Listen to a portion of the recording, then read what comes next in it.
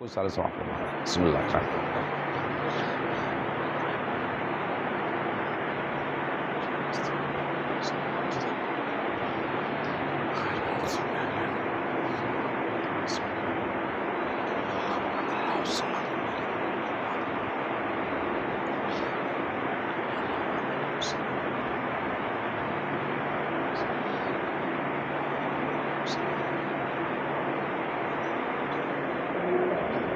میر باقر سوداگر صاحب اور جتنے بھی مرحومین یہاں خدمت کر چکے ہیں سب کی رکوع پہنچیں. رحم اللہ من قرأ الفاتحہ. بسم اللہ الرحمن الرحیم.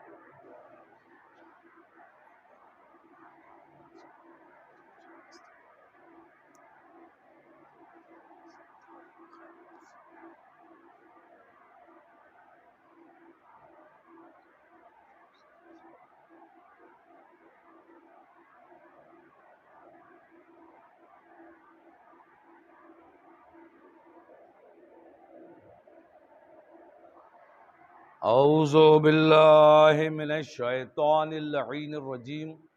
بسم اللہ الرحمن الرحیم. الحمد للہ الذی لا یبلغ مدحتہ القائلون ولا یحصی نعماءہ العادون ولا یعدی حقہ المجتہدون الذی لا یدرکہ بعد الہمم ولا ینالہ الغوث الفتن الذی لیس لصفتہ حد محدود ولا نعت موجود ولا وقت معدود ولا اجل ممدود فطر الخلائق بقدرت ونشر الریاح برحمت وابتدى بالسحور میدان ارض. الصلاة والسلام علی النبی الامی العربی القرشی المکی المدنی المدحی الابتہی التہامی معلن الحق بالحق ابی القاسم محمد والصلاة والسلام علی اہل بیتہ الطیبین الطاہرین المعصومین المظلومین الذین اذهب اللہ عنہم الرجس وطہرہم تطہیرا.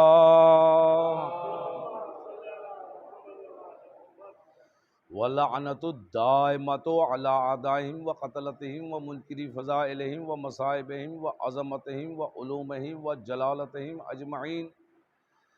اللہم لعن اول ظالم ظلم حق محمد وآل محمد وآخر تابع لہ علی ذلک. اللہم عذبہم عذابا یستغیث منہ اہل النار آمین یا رب العالمین.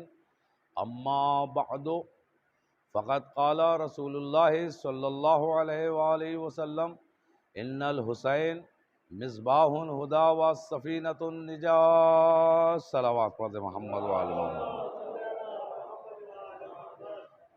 حضرات اس قدیم عشرے مجالس کے آج پہلی مجلس ہے اور یہ مجلس ہمیشہ جیو بھائی پڑھتے ہیں، لیکن ادھر 2-3 سال سے انہوں نے حکم دیا کہ نہیں آپ ہی کو پڑھنا ہے، تو بہرحال آپ کی خدمت میں. اور پہلا دن تو متاثر ہوتا ہی ہے، لہٰذا اگر آپ کو کوئی زحمت ہو رہی ہے تو اس کی اہل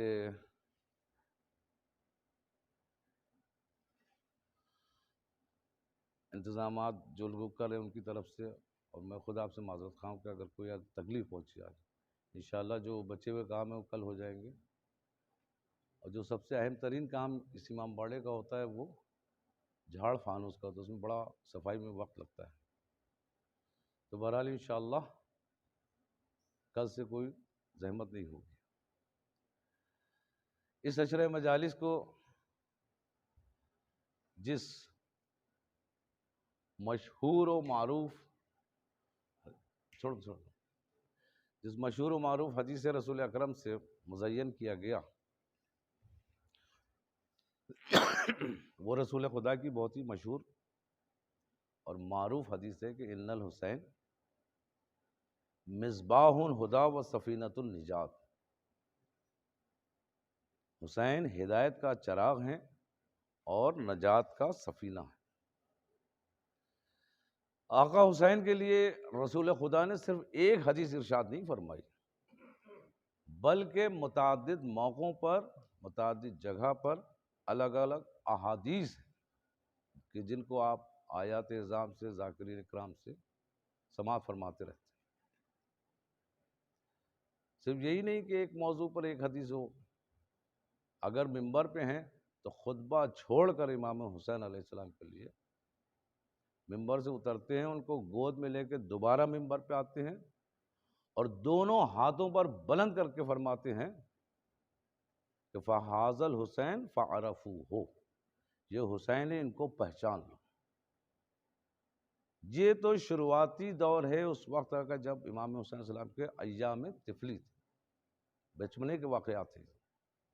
پوری زندگی آپ دیکھ لیجئے، آخری وقت تک رسول اکرم نے امام حسین علیہ السلام کی عظمت کو ان مسلمانوں کو سمجھایا کہ ان کو پہچان لو، لیکن ان کے الفاظ آپ یہ شروع کے تھے کہ جو میں نے احادیث دو اس میں سے آپ کی خدمت میں پیش کی، اندازہ لگانے کے لیے آخری عمر میں جو ان کے الفاظ ہیں وہ بھی احادیث کے آپ سماعت فرمائیے۔ ایک جملہ تھا کہ جو بار بار آپ دہرایا کرتے تھے، وما لے یزید، یزید کو ہم سے کیا کرو، سروکار ہے۔ اللہ اکبر، سارا راز اس جملے کے اندر چھپا ہوا تھا۔ انشاءاللہ دھیرے دھیرے آپ کی خدمت میں کچھ پیش کرنے کی کوشش کروں گا۔ بہرحال جب کوئی حدیث رسول ہمارے سامنے آتی ہے تو علم رجال کا تقاضا یہ ہے کہ راوی کی شناخت ہو جائے کہ روایت کرنے والا صادق ہے یا کاذب ہے، سچا ہے یا جھوٹا ہے، صراط مستقیم پہ ہے یا خلافت کے چوراہے پہ بھٹک رہا۔ اگر راوی سچا ہوتا ہے تو اس روایت پہ ہم عمل کرتے ہیں، اگر راوی سچا نہیں ہوتا تو ایسی ضعیف روایتوں پہ ہم عمل نہیں کرتے۔ لیکن اگر کسی روایت کا، کسی حدیث کا بیان کرنے والا رسول ہو تو اب مسلمانوں کے اوپر واجب ہو جاتا ہے کہ رسول کو پہچانے کا رسول ہیں کون۔ اگر رسول ہماری سمجھ میں آ گئے تو ان کی بات بھی ہماری سمجھ میں آ جائے گی، اگر رسول ہی ہماری سمجھ میں نہ آئے تو ان کی بات ہماری سمجھ میں نہیں آ سکتی ہے۔ تو اب ہم نے اس بات پہ غور کیا کہ رسول کون ہے، تو اس کے لیے عالم اسلام پہ نگاہ ڈالی تو پوری تاریخ اسلام دیکھیے، جس کو رسول جیسا سمجھ میں آیا تھا ویسا اس نے بتانا شروع کر دیا۔ کوئی رسول کو اپنے جیسا بشر بتا رہا ہے، کوئی ان کی جسمانی معراج کا منکر نظر آ رہا ہے، اور یہی نہیں بلکہ عداوتیں یہاں تک آگے بڑھی، تجاوز کیا کہ رسول اللہ نماز پڑھ رہے ہیں اس پہ بھی اوجھڑی لا کر ان کے پشت مبارک پر دی جاتی ہے، معاذ اللہ، کوڑا تک پھینکوایا گیا۔ عورتوں کو کیا معاملہ ہے، بہکانے میں آ جاتی ہے، اور جو کوڑا روز پھینکتی تھی ایک دن نہیں پھینکا تو اس کی عیادت کے لیے گیا۔ اللہ اکبر، یہ ہے اخلاق رسول، یہ ہے عیادت کو جا رہے، اپنے اخلاق سے دلوں کو جیتا ہے رسول نے، تلوار سے اسلام نہیں پھیلا ہے۔ ایک صلوات پڑھ دے محمد وآل محمد۔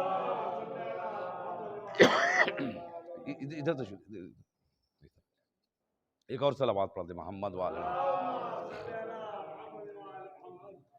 تو جب کوئی روایت ہمارے سامنے آتی تو کہنے والے کو ہم دیکھتے ہیں کہ وہ ہے کون۔ جب کہنے والا رسول ہے تو اس کو ہمیں پہچاننا ضروری ہے، واجب ہے۔ آج تک کوئی رسول کو پہچان ہی نہیں پایا، اگر پہچانا ہے تو صرف ایک فرقے والوں نے، کیونکہ اس کا تعلق فقہ جعفریہ سے تھا۔ ایک اور صلوات پڑھ دیجئے محمد وآل محمد۔ اب ہم نے جب دیکھا کہ ہم رسول کو کیسے پہچانے، تو ہم نے جب یہ تاریخ دیکھی تو عجیب و غریب تاریخ، جو ابھی آپ کی خدمت میں ایک اشارہ کیا، تو بہت ہی پرآشوب ماحول تھا اور اس میں رسول کو سمجھنا بہت مشکل تھا۔ لیکن کیا کہنا ہمارے آیات اعظام کا، ہمارے علماء کا، کہ انہوں نے جیل میں رہتے ہوئے بھی تبلیغ اسلام نہیں چھوڑی۔ جرم کیا تھا؟ آیات اعظام سے کیا جرم ہو سکتا ہے، معاذ اللہ، جو ایک پڑھا لکھا شخص ہو، درجہ اجتہاد پہ فائز ہو، صرف ان کا ایک جرم یہ بتایا جاتا ہے، اول علماء سے لے کر یعنی نواب اربعہ آخری امام کے بعد، اس کے بعد سے علماء کا سلسلہ شروع ہوا، اور سن 700 ہجری سے یہ تقلید کا مسئلہ شروع ہوا ہے، 700 ہجری سے، شروع میں نہیں تھا۔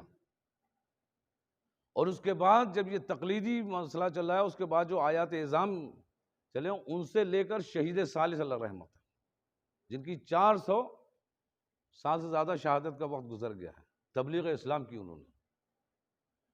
ہم نے دیکھا سالانہ مجالس ہوتی ہے شہید ثالث کی، ہر سال لوگ جاتے ہیں۔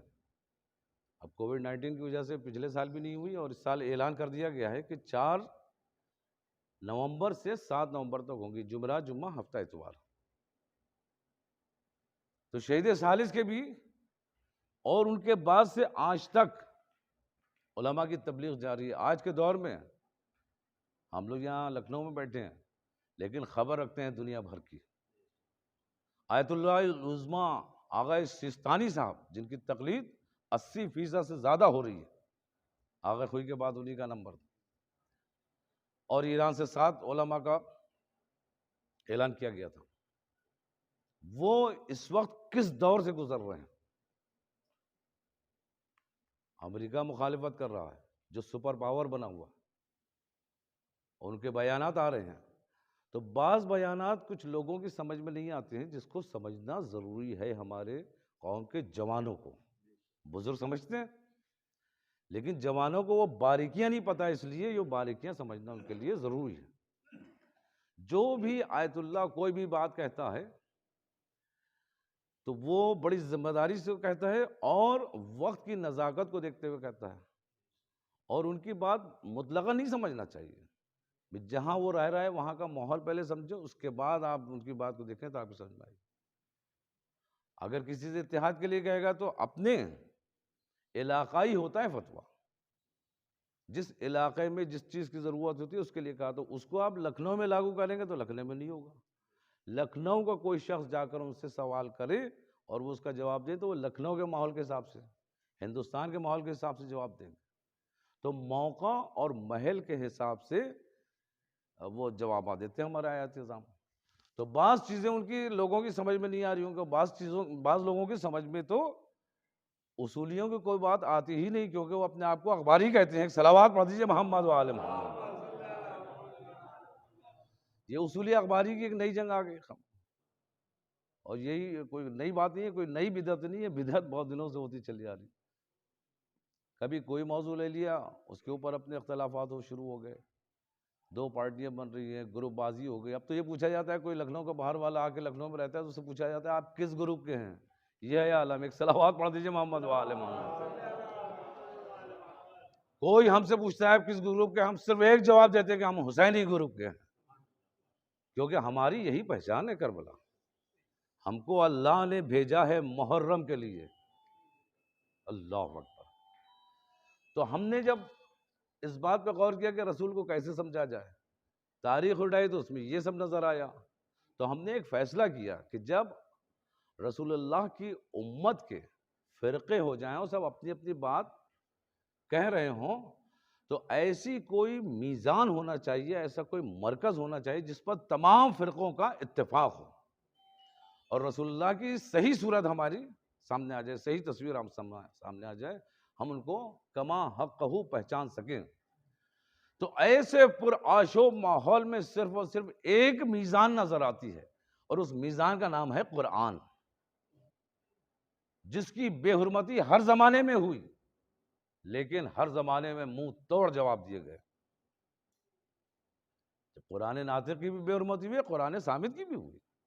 خود اسی لکھنؤ میں سن 69 کے واقعات ہمارے بزرگ جانتے ہیں کہ کیا ہوا، اور کسی کافر نے نہیں کی، کسی یہودی نے نہیں کی، کسی عیسائی نے نہیں کی، کلمہ گویوں نے معاذ اللہ قرآن کی بے عزتی کی، بے حرمتی کی۔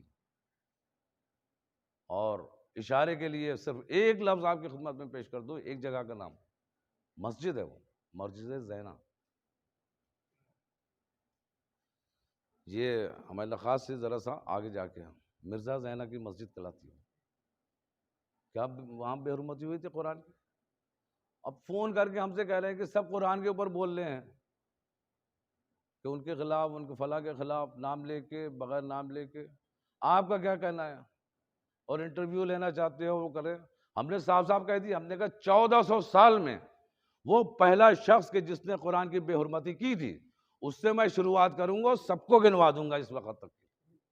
اب آپ یہ بتائیے کہ انٹرویو میں کچھ کاٹیں گے تو نہیں؟ انہوں نے کچھ جواب تو نہیں دیا، فون کاٹ دیا. ایک صلوات پڑھ دیجیے محمد وآل محمد. یہ کون سی بات ہوئی کہ ایک آدمی کو پکڑ لیا سب ہو گئے، باقی سب کیا چھوٹ جائیں گے؟ مجرم مجرم ہوتا ہے، اور جرم کا داغ جب اس سے لگ گیا تو کوئی اس کو دھو نہیں سکتا ہے. دنیاوی تو سب دھل جاتے ہیں، لیکن اگر دین اور ضروریات دین، قرآن کے جو قوانین اسلام کی کتاب ہے، اللہ اکبر، قوانین اسلام کی احکام شریعت سب کچھ، کلو رطب ولا یابس الا فی کتاب مبین، ہر خشک و تر اس قرآن میں موجود ہے. تو اس میں یہ تھوڑی نا کہ ہم ایک اگر کوئی سامنے آ گیا تو اسی کو لے کے وہ سب شروع ہو جائیں، یہاں سے لے کے دہلی تک پورے ہندوستان اور ہندوستان کے باہر. ہم ایک کو نہیں، ہم نے کہا ہم 1400 سال پہلے سے شروع ہوں گے، جتنے ہیں سب کو گنوا دیں گے. کس نے لائبریری میں جلایا، کس نے پیروں سے، معاذ اللہ معاذ اللہ، یعنی روئیں جو ہیں کھڑے ہو جاتے ہیں الفاظ دہرانے کے لیے، زبان گنگی ہو جاتی. وہ بے حرمتیاں ہوئی ہیں. ہم نے سب کے نام لے کر کہوں گا. آپ حضرت جو پیچھے بیٹھے آگے آ جائیں، ادھر فرش نہیں ہے نا. ایک صلوات پڑھ دیں محمد والے محمد. ایک اور صلوات پڑھ دیں محمد والے محمد. تو ہم نے یہ فیصلہ کیا کہ ہم رسول کو قرآن کے ذریعے پہچانیں گے، حافظان قرآن کے ذریعے نہیں. آپ کہیں گے یہ کیا بات ہے، قرآن کا پڑھنا تو بہت زیادہ فضیلت کا باعث ہے. قرآن کی تلاوت کے بارے میں احادیث ہم نے بھی پڑھی ہیں، ہمیں معلوم ہے کہ قرآن پڑھنے والے کی کیا عظمت ہے. ایک شخص جو نماز صبح کے بعد قرآن کا چاہے ایک ہی صفحہ پڑھے، ایک ہی پنہ پڑھے دونوں طرف، یا ایک ہی آیت پڑھے، تو اس کا کیا اثر ہوتا ہے جو ہماری آنکھیں دیکھ نہیں پاتی ہیں، لیکن عالم ملکوت میں سب کو پتہ ہے. ملائکہ جانتے ہیں، صاحب تقویٰ جانتے ہیں، صاحب ایمان جانتے ہیں کہ اگر کوئی ایک معمولی شخص اپنے گھر میں نماز صبح کے بعد معرفت کے ساتھ قرآن کا ایک صفحہ پڑھتا ہے تو اس کا ثواب بھی ہوتا ہے، اثر بھی ہوتا ہے. ثواب ہوتا ہے سب کو معلوم ہوگا، اثر کیا ہوتا ہے؟ وہ اثر ہماری آنکھیں نہیں دیکھتی، لیکن اس کا عالم ملکوتی والے یہ منظر دیکھتے ہیں کہ جس گھر میں تلاوت قرآن ہو رہی ہے 40 گھروں تک اس کا نور پھیلتا ہے. اور صرف ایک سمت نہیں، کیونکہ ایک سمت نہیں ہے، 4 سمتیں ہیں. مشرق تک 40 گھر، مغرب تک 40 گھر، شمال تک 40 گھر، جنوب تک 40 گھر. نور پھیلتا ہے قرآن سے.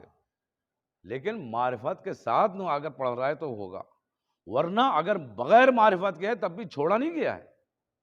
اگر کوئی بغیر معرفت کے پڑھ رہا ہے تو ظاہراً ہم لوگ یہ سمجھتے ہیں، کانسیپٹ بنا ہوا ہے کہ بغیر معرفت کے جو بھی پڑھ رہا ہے قرآن تو اس کو ثواب نہیں ملے گا. ثواب نہیں، اس میں سزا بھی ہے، کیونکہ رسول اللہ ارشاد فرما چکے ہیں ربا تالی القرآن والقرآن یلعنہ. کچھ لوگ قرآن کی تلاوت کرتے ہیں لیکن قرآن ان کے اوپر لعنت کرتا ہے. میں کیا عرض کر رہا ہوں، رسول اللہ کی حدیث آپ کی خدمت میں. ربا تالی القرآن والقرآن یلعنہ.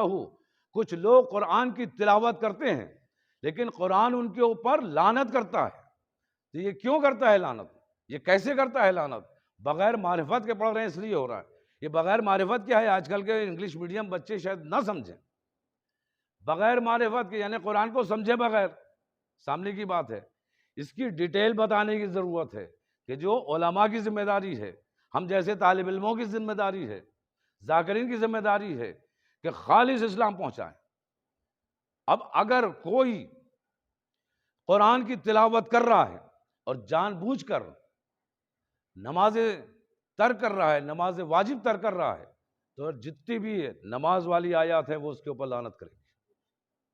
اگر کوئی روزہ رکھنے والی آیات پڑھ رہا ہے اور رمضان کے روزے عمدن جس میں قوت ہونے کے باوجود بھی نہیں رکھ رہا، ترک کر رہا ہے، تو روزے والی آیات اس کے اوپر لعنت کرے گی.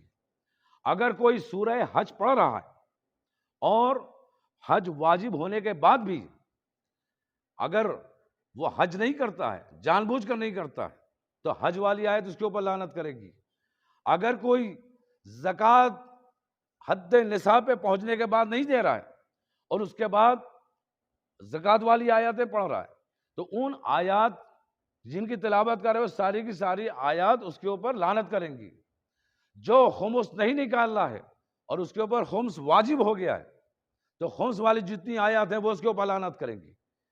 جو جہاد کی آیات کی تلاوت کرتا ہے لیکن امام کے حکم سے میدان سے بھاگ جاتا ہے اور واپس آ جاتا ہے، تو وہ جتنی بھی جہاد کی آیات ہے وہ اس کے اوپر لعنت کریں گی۔ ایسے ہی آپ دیکھتے چلے جائیے، جو جس موضوع کی آیات کی تلاوت کر رہا ہے اور اس پہ عمل نہیں کر رہا ہے تو وہ آیات اس کے اوپر لعنت کریں گی۔ یہی نہیں بلکہ تصویر کا دوسرا رخ بھی، اپنے بات کی دوسرا رخ بھی آپ کی خدمت میں پیش کر دوں۔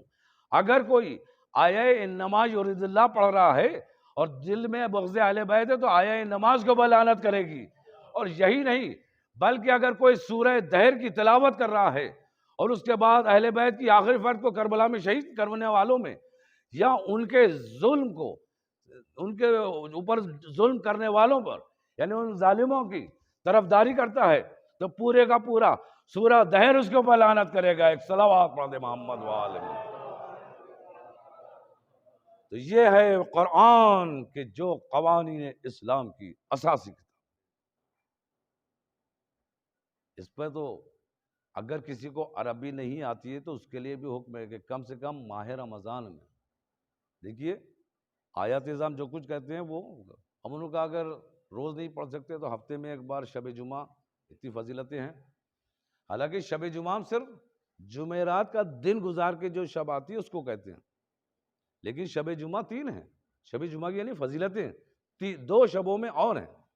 بدھ کا دن گزار کے یعنی شب جمعرات، اس کا بھی فضیلت شب جمعہ کے برابر ہے۔ کوئی بھی اگر آپ عمل کر رہے ہیں مغربین کے بعد تو وہی ثواب ملے گا جو شب جمعہ کا ہے۔ اور روز جمعہ گزار کے جو شب آتی شب شنبہ جو کہتے شب ہفتہ، اس کی بھی وہی فضیلت ہے۔ شب جمعہ کی تو اپنی جگہ ہی ہے۔ اگر کسی سے شب جمعہ کے اعمال ترک ہو جائیں یا مثلا اپنے مرحومین کو یاد کرنے کے لیے جو عمل کرتے تھے وہ جمعرات کا دن گزرنے کے بعد نہیں کر پائے، پوری شب نہیں کر پائے، تو وہ دوسرے دن کر لیں، وہی ثواب ملے گا۔ تو ہم نے یہ دیکھا کہ ہر قانون کو اس قرآن میں بتا دیا گیا ہے، اور وہ تو رسول پہلے ہی بتا چکے۔ ربا تالی القرآن والقرآن یلعنہ، کچھ لوگ قرآن کی تلاوت کرتے ہیں، قرآن ان کے اوپر لعنت کرتا ہے۔ اب جو مخالف قرآن ہوگا تو اللہ تو سب سے پہلے لعنت کر ہی رہا ہے اس کے اوپر، اس سے بہتر کوئی لعنت بھی نہیں کر سکتا۔ ایک صلوات پڑھ دے محمد وآل محمد۔ تمیزی گفتگو کے بعد میں آپ کی خدمت میں بس چند الفاظ میں مصائب کی، اس کے بعد میں انشاءاللہ پوری بات کل سے شروع ہوگی۔ ابھی تو تمہید کے طور پہ آج کی خدمت پیش کر دیا کہ اسلام بغیر حسین کے نہیں، کیونکہ اسلام کے بچانے والے آقا حسین اللہ، اسلام کو لانے والا کون؟ رسول خدا۔ اسلام کو پھیلانے والے کون؟ مولا علی۔ اور اسلام کو بچانے والا کون؟ امام حسین۔ اللہ اکبر۔ یہ ہے فلسفہ اسلام کا خلاصہ، کہ جو اسلام لایا اس کی بھی شناخت ہونا چاہیے، جس نے اسلام پھیلایا اس کی بھی شناخت ہونا چاہیے۔ مصلحت دین کے لیے جو بھی ہو سکتا تھا وہ سب ائمہ اطہار نے کیا۔ اور بہت سے لوگ اپنی بقراطیت پیش کرتے ہیں کہ مولا کائنات نے یہ کیوں کیا، معاذ اللہ، وہ اماموں کے اوپر۔ اللہ اکبر۔ یہاں پہ یہ کر دیتے وہاں پہ وہ کر دیتے، مولا علی کے لیے کہہ رہے ہیں آپ؟ جس کی تلوار 7 نسلوں کو دیکھ کر چلے ہیں، اس کے لیے آپ چونچرا کریں، معاذ اللہ معاذ اللہ۔ مصلحت دین کو دیکھا ہے، اگر کسی کا قلم سر قلم کیا ہے تو وہ بھی اللہ کے حکم سے، اگر کسی کو چھوڑ دیا ہے اور سینے میں سے اتر آئے، چونکہ ذاتی نفس شامل نہ ہو جائے، سب انشاءاللہ آپ کی خدمت میں پیش کروں گا۔ یہ ہے علی جو انہوں نے اسلام کو پھیلایا۔ اور سب سے اہم چیز ہوتی ہے کہ کسی قیمتی شے کا باقی رکھنا۔ اللہ اکبر، اتنے دین تھے، اگر امام حسین اتنی اپنی قربانی نہ دیتے تو آج ہم لوگ کہاں ہوتے؟ کبھی سوچا ہے ہم لوگ کہاں ہوتے؟ کسی گرجا گھر میں ہوتے، کسی کلیسا میں ہوتے، مگر اسلام جب نہ ہوتا تو کوئی نہ کوئی تو مذہب ہوتے ہی، اسی کی پیروی کرے ہوتا، یہ سب پرانے ہیں مذہب۔ لیکن الحمدللہ کہ اللہ نے عالم ارواح میں ابھی نہ کائنات خلق ہوئی، روحوں سے کہا کہ کون ہے کہ جو میری راہ میں قربانی دے تو تاکہ میں دنیا کو بناؤں، خلقت دنیا کو۔ آج لوگ کہتے ہیں امام حسین کا غم جو ہے قرآن سے دکھائیے، غم کا تذکرہ کہاں نہیں ہے، تاریخ میں بھی ہے، قرآن میں بھی ہے۔ اللہ اکبر، اللہ، عالم ارواح سے کون قربانی دے گا؟ تو اس وقت کون کھڑا ہوا؟ جناب آدم کی روح، کہا نہیں تم وہ قربانی نہیں دے سکتے۔ جناب نوح کی روح کھڑی ہوئی کہ ہم قربانی دیں گے تخلیق کائنات کو، کہا نہیں تم بھی وہ نہیں دے سکتے۔ ایک ایک نبی کی روح کھڑی ہوتی رہی اور اللہ نے انکار کیا کہ نہیں، جو اسی قربانی میں چاہتا ہوں وہ تمہارے اندر وہ صلاحیت نہیں ہے۔ آخر میں آئمہ کا شروع ہوا، جب امام حسین کی روح کھڑی ہوئی تو اللہ نے کہا ہاں تم وہ کام کر سکتے ہو ویسے کہ جیسے میں چاہتا ہوں۔ لیکن ایک جگہ آقا حسین بھی خاموش ہو گئے تھے۔ اللہ اکبر، کربلا کے واقعات اللہ بیان کر رہا، خلقت کائنات سے پہلے کی بات ہے، روحوں سے مخاطب ہے۔ امام حسین علیہ السلام سے کہا کہ یہ بھی قربانی دینا ہوگی، کہا قبول ہے، کہا یہ بھی دینا ہوگی، کہا قبول ہے، ساری قربانیاں قبول فرما لی آپ نے۔ آخر میں ایک حجاب کی بات آئی تو اللہ اکبر، آقا حسین وہاں خاموش ہو گئے، کیونکہ بہنوں کا مسئلہ تھا، مخدرات عصمت کا مسئلہ تھا۔ وہاں پر ہمارے لاکھوں کروڑوں سلام چوتھے امام پر، چوتھے امام کی روح کھڑی ہوئی، کہا اس مرحلے اور اس مارے کے لیے ہم تیار ہیں۔ اللہ اکبر، ایسے ہوئی تخلیق کائنات، اہل بیت کی محبت میں اللہ نے بنایا۔ ہاں عزیزوں، اسی یاد کو، اسی کربلا کی یاد کو منانے کے لیے ہر سال محرم کا چاند نکلنے کے بعد آپ اپنے اپنے گھروں میں عزا خانے سجتے ہیں، فرش عزا بچھاتے ہیں، بزرگ اپنی بیماریوں کو بھول کر فرش عزا پہ آتے ہیں، کیونکہ حسین ہدایت کا چراغ ہے، نجات کا سفینہ ہے۔ بچے چھوٹے چھوٹے مائیں تیار کرتی ہیں، سیاہ لباس اگر نہیں ہوتا ہے تو سفید لباس کو سیاہ رنگ کے پہناتی ہیں۔ جاؤ مجلسوں میں، کس ماں کو اپنا لال اپنا بیٹا پیارا نہیں ہوتا، لیکن چھوٹے چھوٹے بچوں کو مجلس حسین کے نام پہ، آقا حسین کے نام پہ گھر سے کہتی ہے جاؤ فلاں مجلس، صبح کی مجلس سے کرواتی ہے، رات کی مجلس سے کرواتی ہے۔ قسم خدا کی یہ جو عزاداری پھیلی ہے اس میں بہت بڑا ہاتھ ہے ہماری ماں بہنوں کا، جنہوں نے بچپنے سے عزاداری کو سکھایا۔ ایسے ہی مدینے کا ایک واقعہ اور مجلس تھما، ہر سال محرم کا چاند نکلتا تھا، ایک مومن کا خاندان تھا، بہت ہی مختصر سا سی فیملی تھی، چھوٹا سا خاندان تھا، ایک مومن تھے، مومنہ تھے، ان کے 2 بچے۔ ہر سال محرم کا چاند جیسے نکلتا تھا سامان اعزا کرتے تھے، چھوٹے چھوٹے بچے بھی اعزا خانہ سج رہے، ایک مخصوص جگہ بنائی جاتی تھی، محلے میں بچے جا کر کہتے تھے کہ ہماری یہ مجلس ہونے جا رہی ہے آئیے، اور ہر سال 12 جتنی بھی ان کی حیثیت تھی اس سے زیادہ ہی انتظام ہوتا تھا۔ لیکن ایک سال ان لوگوں پر ایسا آیا کہ سامان اعزا نہ ہو سکا، دن بھر مزدوری کی تلاش میں وہ مرد مومن گھومتا رہا لیکن کوئی کام نہیں ملا، یہاں تک کہ شام ہوئی اور محرم کا چاند نمودار ہو گیا۔ بڑا مایوس ہو کر گھر واپس آیا، زوجہ نے پوچھا کیا ہوا؟ کہا کہ میں نے بڑی کوشش کی، آج ہمیں کام نہیں ملا۔ بڑے افسوس کی بات ہے کہ چاند نکل آیا ہے محرم کا لیکن سامان اعزا نہیں ہے، میں سامان اعزا نہیں کر سکا، آقا حسین سے شرمندہ ہوں اور تم سے بھی شرمندہ ہوں۔ ایک مرتبہ کربلا کا رخ کیا کہ آقا حسین کیا اس سال میرے گھر نہیں آؤ گے؟ اللہ اکبر، اللہ اکبر، کہ آقا حسین کہ اس سال میرے گھر تشریف نہیں لائیں گے آپ؟ ابھی دونوں ہی گری آ کر رہے تھے کہ ایک مرتبہ اس شوہر کے دل میں اس مرد مومن کے دل میں ایک بات آئی، کہا کہ ایک سوال ہے، ایک چیز تم سے کہنا چاہتا ہوں، لیکن میں سوچ رہا ہوں کہ پوچھوں یا نہ پوچھوں، میں تم سے پوچھوں یا نہ پوچھوں؟ تو کہا نہیں آقا حسین کا معاملہ ہے، اس میں فوراً پوچھا، کیا پوچھنا چاہتے ہو؟ کہا ہم لوگوں کے 2 بچے ہیں اور یہاں ایک بازار ہے کہ جہاں بردہ فروشی ہوتی ہے، غلاموں کو خریدا جاتا ہے، تو میں چاہتا ہوں کہ اپنے دونوں بچوں کو لے جاؤں اور ان کو فروخت کر کے سامان اعزا کر لوں، لیکن میں یہ مارے نہیں کہہ رہا تھا کہ ایک ماں کی ممتا کو میں جانتا ہوں، میں یہ جانتا ہوں کہ تم اپنے بچوں کو کتنا چاہتی ہو۔ کہا تم نے کمال کر دیا، آقا حسین کے مقابلے میں ہمارے بچوں کی محبت کیا؟ ارے آقا حسین کی محبت میں ہمارے بچے قربان ہیں، جاؤ ان کو لے کر جاؤ۔ وہ شخص اپنے بچوں کو لے کر اس مقام پہ آیا جہاں غلاموں کو خریدا جاتا تھا، اور ایک آواز لگائی، کون ہے کہ جو ان غلاموں کو خرید لے؟ ایک نورانی شخصیت آگے بڑھے، اللہ اکبر۔ آپ حسینی بن کے تو دیکھیے، آقا حسین کی نظر کرم پڑتی ہے آپ کے اوپر، بچے پر نظر رہتی ہے امام کی۔ ایک نورانی شخصیت آگے بڑھے، کہا کیا بات ہے کہ اپنے بچوں کو فروخت کرنا چاہتا ہوں؟ کہا کتنے پیسوں کی ضرورت ہے؟ جتنی سامان اعزا کے لیے پیسوں کی ضرورت ہے اتنے درہم بتا دی، اتنے درہم مجھے چاہیے۔ انہوں نے عطا کیے اور اس کے بعد کہا تم جاؤ۔ کہا کہ نہیں، آپ ان کو خریدیے تبھی میں کروں گا۔ کہا نہیں، میں تمہاری مدد کو کہنا، مدد کی ضرورت نہیں ہے، آپ خرید دیے۔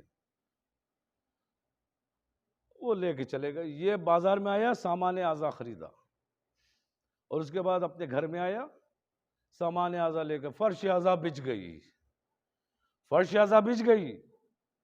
اب یہ خود عورت، یہ مومنہ اپنے گھر سے نکلی اور محلے کی عورتوں کو جا کر بلایا کہ چلو ہمارے گھر میں مجلس ہونے جا رہی۔ عورتیں آئیں، فرش اعزا بچھی ہوئی ہے، حسین کا ماتم شروع ہو گیا، عزاداری حسین شروع ہو گئی، مجلس ہوئی، اور اس سال سب سے زیادہ نورانی مجلس تھی، وہ بڑا گریہ بھی ہوا۔ جب ساری عورتیں چلی گئی تو یہ اپنے حجرے کے ایک کونے میں جا کے بیٹھ گئی اور رو رہی تھی۔ اب جو یہ مرد مومن اس حجرے میں داخل ہوا، دیکھا تو کیا دیکھا؟ ایک ماں ہے کہ جو رو رہی ہے، دیکھتے ہی سمجھ گیا کہ اپنے بچوں کو یاد کر کے رو رہی ہوگی۔ عزیزوں، مجلس ختم ہے، مجلس تمام ہے، پوری روایت آپ کی خدمت میں نہیں پڑھنا ہے۔ ایک مرتبہ کہا کہ میں تو پہلے ہی نہیں کہنا چاہ رہا تھا کہ ماں کی ممتا ہے، اس لیے تم اپنے بچوں کو اپنے سے دور برداشت نہیں کر سکتی ہو، اسی لیے میں نہیں کہہ رہا تھا۔ ایک مرتبہ اپنے آنچل سے آنسوؤں کو پوچھا، کہا میرے والی کیا کہتے ہو؟ میں اس بات پہ نہیں رو رہی ہوں کہ میرے بچے مجھ سے دور ہو گئے، ان کی محبت میں نہیں رو رہی ہوں، بلکہ اس بات پہ رو رہی ہوں کہ حسین کے 2 عزادار کم ہو گئے، حسین کے 2 عزادار کم ہو گئے۔ اتنا سننا تھا، یہ مرد مومن بھی رونے لگا، اور اس کے بعد دونوں گریہ کر ہی رہے تھے کہ دق الباب ہوا۔ یہ گیا، جا کر دروازے کو کھولا، اب جو دروازے کو کھولا دیکھا وہی نورانی شخصیت بچوں کو لیے ہوئے کھڑے ہیں۔ ایک مرتبہ بچوں کی طرف دیکھا، تیوریوں پہ بل پڑ گئے۔ اے بچوں، تم لوگوں نے ضد کی ہوگی کہ گھر جائیں گے، رات کا وقت ہے، تم لوگوں نے ضد کی ہوگی، اسی لیے واپس کرنے آئے ہیں۔ بچوں نے اپنے ننھے ہاتھ جوڑ دیے، کہا بابا آپ یہ نہ سمجھیے گا کہ ہم لوگوں نے ضد کی، پہلے آپ پورا واقعہ سن لیجئے کہ واقعہ کیا ہوا۔ آپ نے ہم کو ان نورانی شخصیت کے حوالے کیا، یہ لے کر ایک قصر میں گئے، وہاں کالی محمل کے پردے تھے، اس کے اندر گئے اور اس کے بعد دیکھا وہاں ایک جانماز بچھی ہوئی ہے، ایک مومنہ ہے کہ جو سیاہ لباس میں عبادت کر رہی ہے، اس وقت بیٹھی ہوئی تسبیح پڑھ رہی تھی۔ جب ہم لوگ اس حجرے میں داخل ہوئے، اس کے بعد کہا کہ ان شخصیت نے ان سے کہا، اے اماں ان بچوں کے کھانے اور پانی کا خیال رکھیے گا، اس لیے کہ بچے میرے نام پہ بیچے جا رہے تھے۔ ایک مرتبہ اتنا سننا تھا کہ دونوں نے گریہ کرنا شروع کیا۔ اب جو دیکھا مرد نورانی جا چکے تھے، بچوں کو کلیجے سے لگایا، اے بچوں قابل فخر ہو تم لوگ کہ تمہاری زیارت، کہ تم نے جناب سیدہ کی زیارت کی، جنہوں نے تم کو واپس گھر بھجوا دیا۔ الا لعنت اللہ علی قوم الظالمین۔ سيعلم الذين ظلموا أي منقلب ينقلبون لعن الله أمة قتلتك ولعن الله أمة ظلمتك ولعن الله أمة سمعت بذلك فرضيت به